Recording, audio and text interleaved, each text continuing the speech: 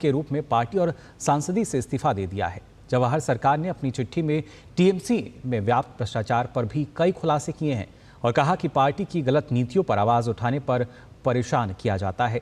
जवाहर सरकार के इस्तीफे के बाद से ममता बनर्जी सरकार एक बार फिर से विरोधियों के निशाने पर है। एक महीने पहले कोलकाता में हुए ट्रेनी डॉक्टर के रेप हत्या मामले में ममता बनर्जी सरकार लगातार घिरती जा रही है।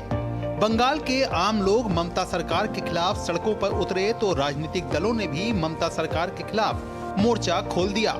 लेकिन अब ममता बनर्जी की पार्टी टीएमसी के अंदर से ही विरोध के सुर मुखर होने लगे हैं।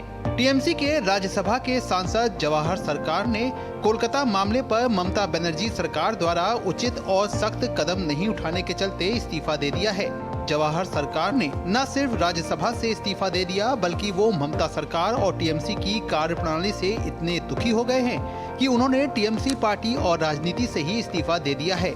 ममता बनर्जी को लिखी 2 पन्नों की चिट्ठी में जवाहर सरकार ने कई गंभीर सवाल खड़े किए हैं। उन्होंने लिखा, मुझे लग रहा था कि आरजीकर अस्पताल में हुई दरिंदगी को लेकर आप कोई बड़ा कदम उठाएंगी। आप पुरानी ममता बनर्जी की तरह ही इस पर एक्शन लेने की तैयारी करेंगी, लेकिन आपने कोई भी कदम नहीं उठाया।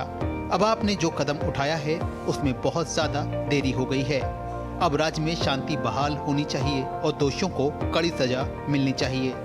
जवाहर सरकार ने अपनी चिट्ठी में लिखा कि कोलकाता की सड़कों पर हो रहा प्रदर्शन स्वतः स्फूर्त है, यानी ये आम बंगाल के लोगों का गुस्सा है, न कि राजनीतिक प्रदर्शन। जवाहर सरकार ने टीएमसी के अंदर फल फूल रहे भ्रष्टाचार पर भी गंभीर सवाल खड़े किए हैं। टीएमसी के इतने बड़े कद के नेता द्वारा ममता सरकार पर इतने गंभीर सवालों के बाद टीएमसी बैकफुट पर नजर आ रही है। टीएमसी सांसद के इस्तीफे के बाद भाजपा ने भी ममता बनर्जी पर निशाना साधा है और कहा है कि ममता बनर्जी की पूरी सरकार भ्रष्टाचार में लिप्त है और खराब कानून व्यवस्था के लिए जिम्मेदार है।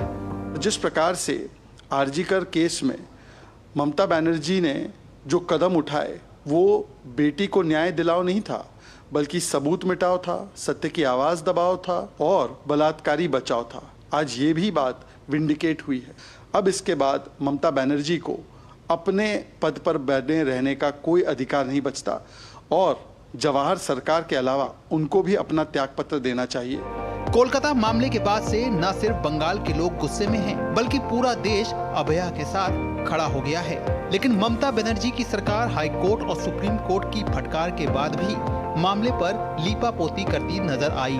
लेकिन अब पार्टी के अंदर से ही उठ रहे सवालों के बाद टीएमसी और दीदी दोनों ही बुरी तरह से घिर गई हैं। Bureau report, DD news. तो कहीं ना कहीं